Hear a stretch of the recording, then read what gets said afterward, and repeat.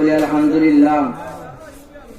সম্মানিত মুরব্বিয়ানে ইজম, উলামায়ে কেরাম, হাফেজ তলাবা এবং সম্মানিত পর্দার আড়ালে আমার মা বোনেরা, আমি আপনাদের সামনে পবিত্র রজব মাসকে সামনে রেখে পবিত্র কুরআন কারীমের মধ্যবর্তী যে সূরা পারা, সূরাতুল বানি ইসরাঈল, সূরা বানি ইসরাঈলের প্রথম দুইখানা আয়াতে কারিমা তেলাওয়াত করেছি। আল্লাহ পাক রব্বুল আলামিন যদি তৌফিক দান করেন, ইনশাআল্লাহ সংক্ষিপ্ত সময়ের ভিতরে আমার বিষয়বস্তুর উপরে আলোচনা শেষ করার চেষ্টা করব। ওয়া তৌফিক ইল্লা বিল্লাহ, আলাইহি তাওয়াক্কালতু ওয়া ইলাইহি উনীব। সম্মানিত হাজিরিন, আল্লাহ পাক রব্বুল আলামিন সূরা বানি ইসরাঈল সর্বপ্রথমে হামদ অর্থাৎ প্রশংসা শব্দটি নিয়ে এসেছেন। আল্লাহ রাব্বুল আলামিন বলেন আলহামদুলিল্লাহ, সমস্ত প্রশংসা আল্লাহ তাআলার জন্য। الذي أسرى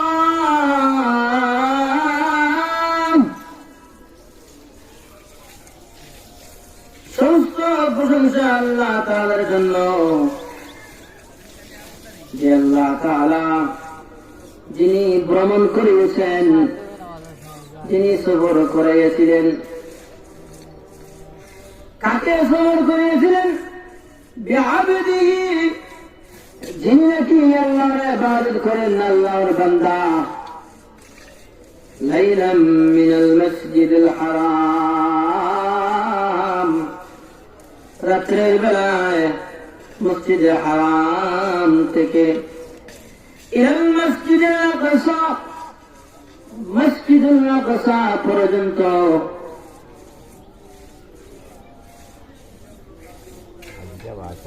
আল্লাহ রাব্বুল আলামিন এইসব এতটুকু তিনি তার লোকেশন গুলা, স্থানগুলা, জায়গাগুলার কথা উল্লেখ করে আল্লাহ রাব্বুল আলামিন এবার এই বিষয়গুলোর উপর বলতেছেন আল্লাযী বারাকনা হাওলাহু লিনুরিয়াহু মিন আয়াতিনা। এই যে জায়গাগুলো বলেছিলাম, এই জায়গাগুলোর মধ্যে আল্লাযী বারাকনা, আমি আল্লাহ তাআলা কতগুলো বরকত দিয়েছি, অনেকগুলো আমি আল্লাহ তাআলা বরকত দিয়েছি। লিনুরিয়াহু মিন আয়াতিনা, যে বরকত গুলা, যে নিয়ামত গুলা আমি আল্লাহ তাআলার নিদর্শন হিসাবে আমি এই জায়গাগুলোর মধ্যে দিয়েছি। ইন্নাহু হুয়াস সামিউল বাসীর, নিশ্চয় আমি আল্লাহ তাআলা সবচেয়ে ভালো জানি, শুনি এবং দেখি। এই জায়গাগুলো মসজিদে হারাম, মসজিদে আকসা নিদর্শন, আল্লাহ তাআলার পক্ষ থেকে আয়াতিনা, এগুলো একটি নিদর্শন এবং এর মধ্যে বরকত নিয়ামত রয়েছে। এগুলো আল্লাহ তাআলার ইন্নাহু হুয়াস সামিউল বাসীর, এই জায়গাগুলায় তখন বান্দারা যে ইবাদত করে আল্লাহ তাআলা সবগুলাই দেখেন এবং সবগুলাই শুনেন। বান্দাদের আকুতি মিনতি, বান্দাদের আরজিগুলো আল্লাহ তাআলা কবুল করেন এবং এই জায়গার দিকে আল্লাহ তাআলার কুদরতের দৃষ্টি সব সময় বিদ্যমান থাকে। সব জায়গায় আল্লাহ তাআলা বিরাজমান, সব জায়গায় দৃষ্টি থাকে। তবে এই জায়গায় বলে আল্লাহ তাআলা আবারও বলেছেন ইন্নাহু হুয়াস সামিউল বাসীর, নিশ্চয় আমি আল্লাহ তাআলা সব দেখি এবং শুনি। এখন আয়াতের অর্থ বললাম, আসুন তাফসীরের দিকে। আল্লাহ রাব্বুল আলামিন পবিত্র কুরআনুল কারীমের বনী ইসরাঈলের মধ্যে সর্বপ্রথম যে শব্দ আল্লাহ তাআলা পাঠ করেছেন আলহামদুলিল্লাহ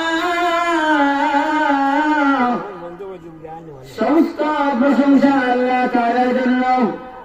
আল্লাহ রাব্বুল আলামিন বলেন, সমস্ত প্রশংসা আল্লাহ তাআলার জন্য। বান্দা তুমি এইভাবে বলো, কারণ আমি আল্লাহ তাআলার প্রশংসা ছাড়া, আমি আল্লাহ তাআলার গুণগান ছাড়া কোনো ভালো কিছু হাসিল হবে না।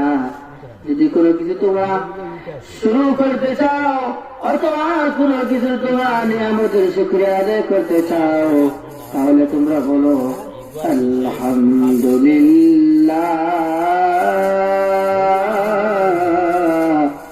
সমস্ত প্রশংসা আল্লাহ তাআলার জন্য, আল্লাহ রাব্বুল আলামিনের জন্য। প্রশংসা করার পরে আল্লাহ তাআলা তার প্রশংসাগুলো বান্দাদেরকে শিখিয়ে দিয়ে এখন বলেন, আল্লাযী ইয়াসরা বিআবদিহি লাইলান মিনাল মাসজিদিল হারাম। আমি আল্লাহ রাব্বুল আলামিন সবর করিয়েছি আমার বন্ধুকে, বিআবদিহি যিনি নাকি আমার ইবাদত বন্দেগী করেন, লাইলাম মিনাল মসজিদিল হারাম, রাতের বেলায় মসজিদ হারাম থেকে ইলাল মসজিদে আকসা, মসজিদে আকসা পর্যন্ত আমি আল্লাহ তাআলা আমার বন্ধুকে সবর করাই, এবং সেই জায়গা থেকে মসজিদ আকসা থেকে আমি আল্লাহ তাআলা 7 আকাশের উপরে ভ্রমণ করিয়ে দেই আমার বন্ধুকে।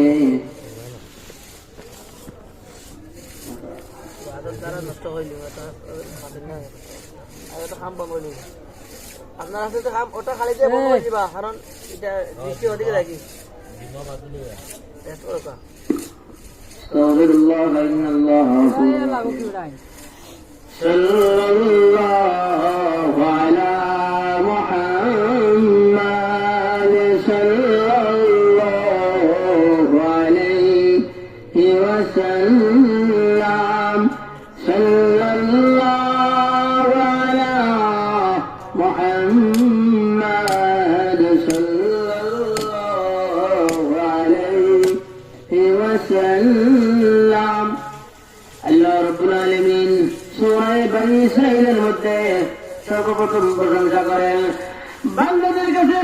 আল্লাহ তাআলা তার প্রশংসাটা শিখিয়ে দিন, তোমরা এইভাবে আমার প্রশংসা করে তোমরা বলো, তোমরা বলো আল্লাযী ইয়াসরা, আমি আল্লাহ রাব্বুল আলামিন আমার বন্ধুকে সবর করিয়েছিলাম, বিআবদিহি লাইলাম মিনাল মসজিদিল হারাম, যিনি আমার ইবাদত করেন, যিনি আমার বান্দা, একই মসজিদ হারাম থেকে মসজিদ আকসা পর্যন্ত আমি আল্লাহ তাআলা সবর করাই।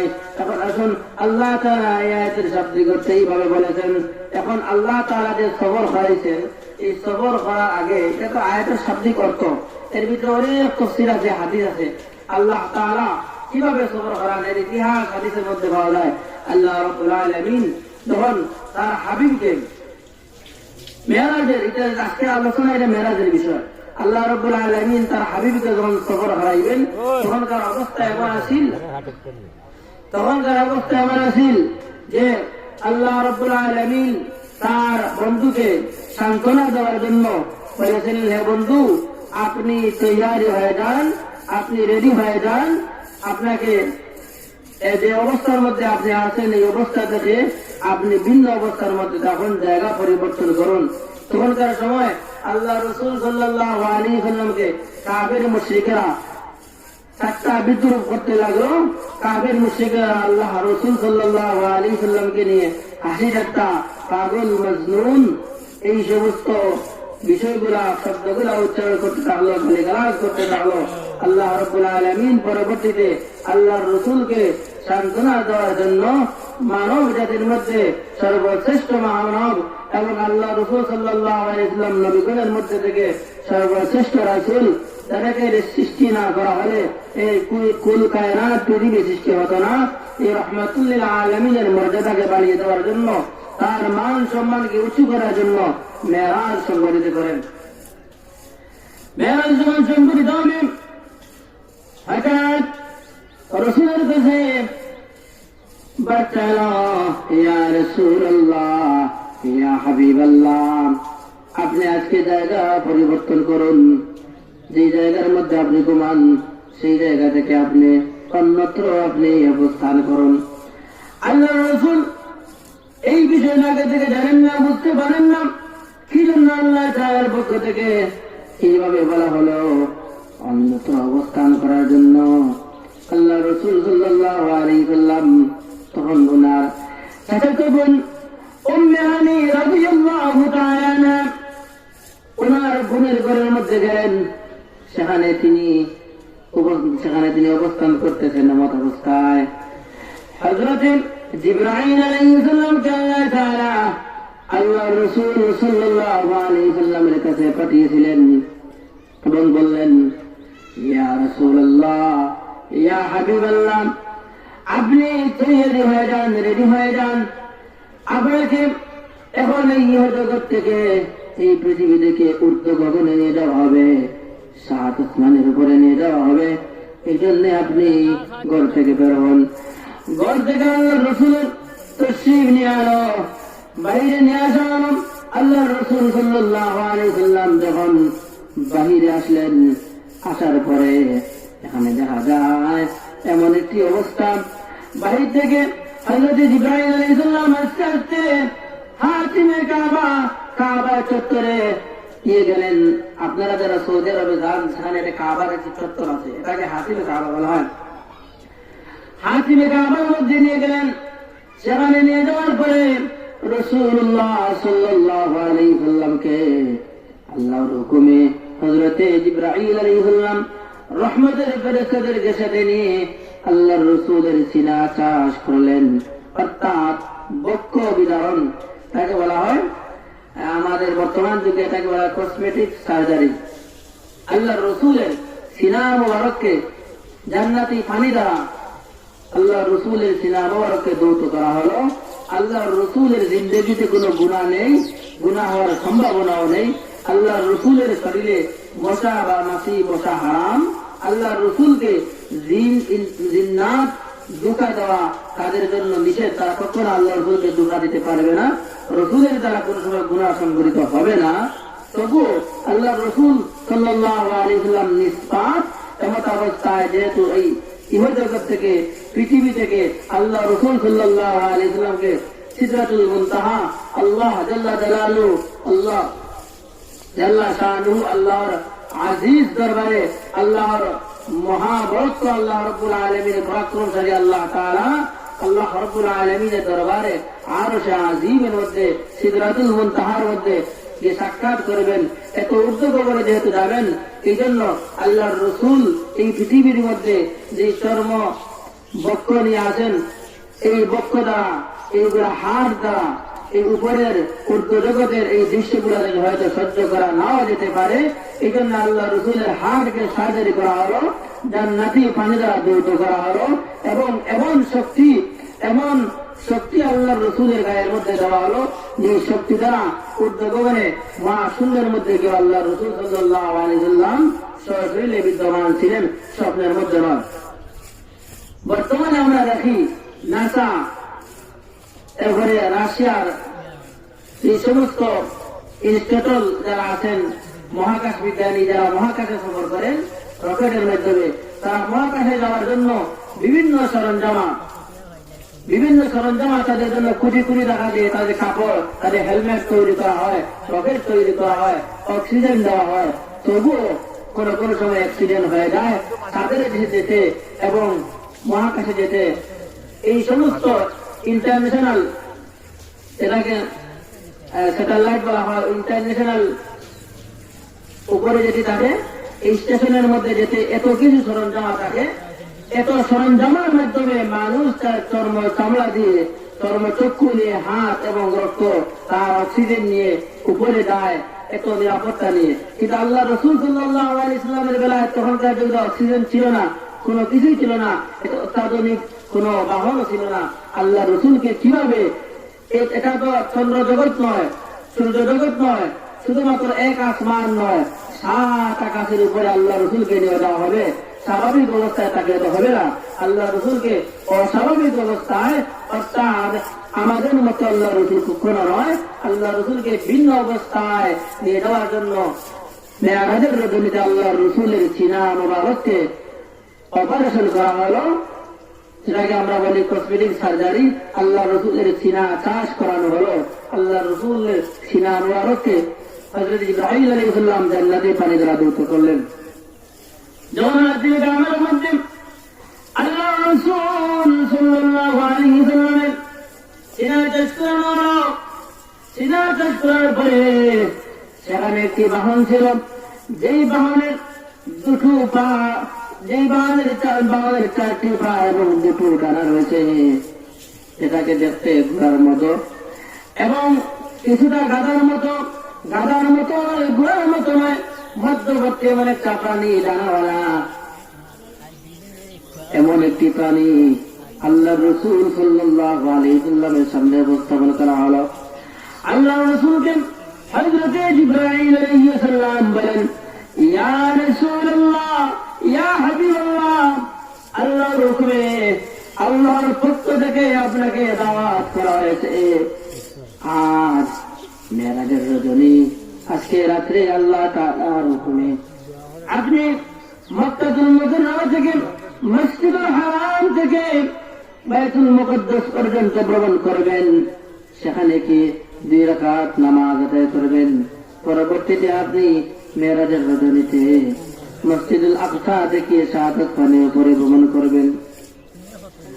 আল্লাহর হুকুমে হযরত জিবরাইল আলাইহিস সালাম আল্লাহর রাসূলকে বুরাক নামের পানির মধ্যে সওয়ার করাইলেন এবং মসজিদুল হারাম থেকে মসজিদুল আকসায় চলে গেলেন। কিছু উলামায়ে কেরামের মধ্যে, তাফসীর বিন মুফাসসিরদের মধ্যে যাওয়ার সময় মসজিদুল আকসার মধ্যে সমস্ত নবীদের সাথে সাক্ষাৎ হলো এবং সেখানে 2 রাকাত নামাজ আদায় করা হলো। আর কারো কারো মধ্যে মেরাজ থেকে ফিরার পথে মসজিদুল আকসার মধ্যে নামাজ আদায় করা হলো। কারণ এখানে একটি এই জন্য বলা হয়েছে যে আসার সময় 2 রাকাত নামাজ হয়েছে। এই কওল মতে যে আল্লাহ রাসূল সাল্লাল্লাহু আলাইহি ওয়াসাল্লাম যখন প্রথম আসমানে যান তখন এক নবী, দ্বিতীয় আসমানে যাওয়ার পরে আরেকজন নবী, তৃতীয় আসমানে যাওয়ার পরে আরেকজন নবী, এইভাবে একের পর এক নবীগণের সাথে সাক্ষাৎ হয় এবং তাদের কাছ থেকে অনেকগুলো তাদেরকে সালাম দেওয়া, তারা আল্লাহ রসুলকে সালাম দেয়, তাদের সাথে সাক্ষাৎ হয়। এই সাক্ষাৎ দ্বারা বোঝা যাচ্ছে যে প্রথম সাক্ষাৎ। তাহলে বোঝা গেল মসজিদুল আকসার মধ্যে প্রথমে নামাজ হয় নাই। সাক্ষাৎ হওয়ার পরে আসার পথে বিদায় দেওয়ার সময় আল্লাহ রসুলকে সাথে নিয়ে সমস্ত নবী কারীম, নবী আম্বিয়া আলাইহিস সালাম, রসুল হল, নবী হল সবাই মিলে আল্লাহ রসুলকে নিয়ে 2 রাকাত নামাজ সংগঠিত হলো এবং সেই নামাজের ইমামতি করলেন আল্লাহ রসুল সাল্লাল্লাহু আলাইহি ওয়াসাল্লাম। আল্লাহ রসুল সাল্লাল্লাহু আলাইহি ওয়াসাল্লাম মেরাজের রজনীতে মসজিদুল আকসার মধ্যে গেলেন। মসজিদুল আকসার মধ্যে যাওয়ার পরে আল্লাহ রসুল সাল্লাল্লাহু আলাইহি ওয়াসাল্লাম এখান থেকে 7 আসমানের উপরে ভ্রমণ করলেন। 7 আসমানের উপরে ভ্রমণ করে আল্লাহর সাথে কথোপকথন, সময় হতে শেষ হয়ে যাবে। একটা বিষয়ের কথা কি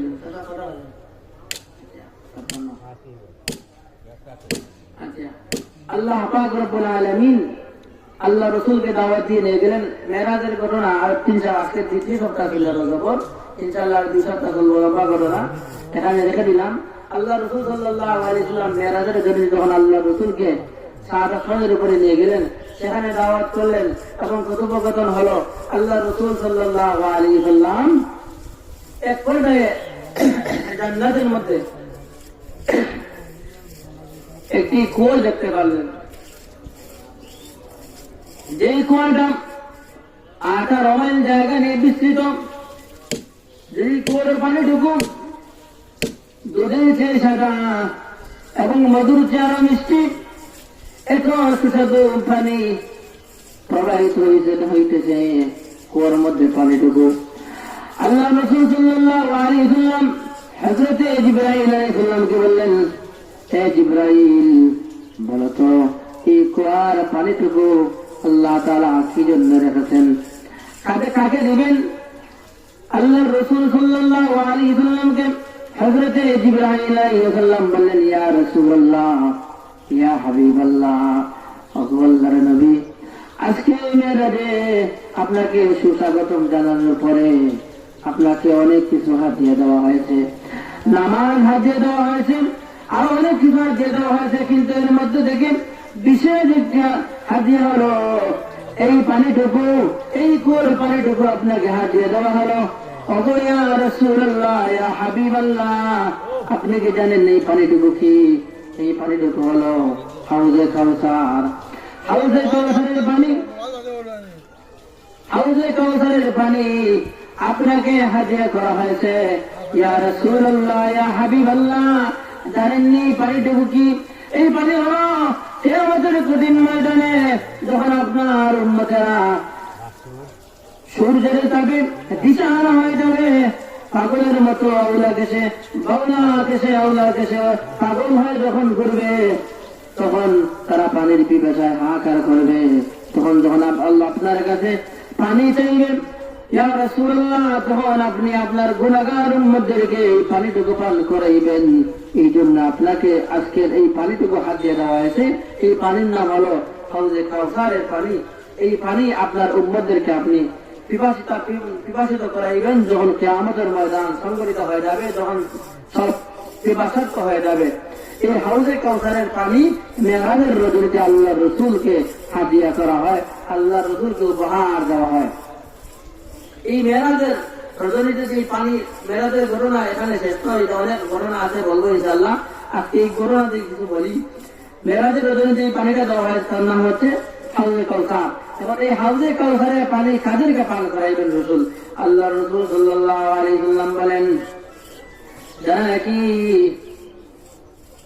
নাকি মান আহাব্বা সুন্নতি ফাকাদ আহাব্বানি, যারা নাকি আমার সুন্নতকে অনুসরণ করলো তারা আমাকে মহব্বত করলো, আর যারা নাকি আমাকে মহব্বত করলো তারা আমার সাথে জান্নাতে প্রবেশ করবে। এখন আল্লাহ রসুলের সাথে যদি জান্নাতে প্রবেশ করতে হয়, পূর্ব শর্ত হলো আল্লাহ রসুলের সুন্নত গুলা মানা। আর যারা নাকি সুন্নত গুলা মানবে তারা নবীর আল্লাহ রসুল সাল্লাল্লাহু আলাইহি ওয়াসাল্লামের সুপারিশের ভাগীদার হবে। আল্লাহ রসুল তাদের জন্য সাক্ষী দিবেন, সুপারিশ করবেন। অর্থাৎ সুপারিশ করবেন মানে হাউজে কাউসারের পানি পান করাইবেন। তাদেরকে হাউজে কাউসারের পানি পান করানো হবে, তাই জান্নাতি হবে। যারাই পান করবে তারা 50,000 বছর পর্যন্ত তাদের আর পিপাসা লাগবে না। এটা হচ্ছে ওই পানি যে পানির কারণে জাহান্নামের আগুন না তাদের জন্য হারাম হয়ে যাবে, যারা জান্নাতবাসী হবে। এই হাউজে কাউসারের পানি যদি আমরা পান করতে চাই তাহলে আল্লাহ রাসূল সাল্লাল্লাহু আলাইহি ওয়াসাল্লামের সুন্নাত অনুসরণ করা হবে।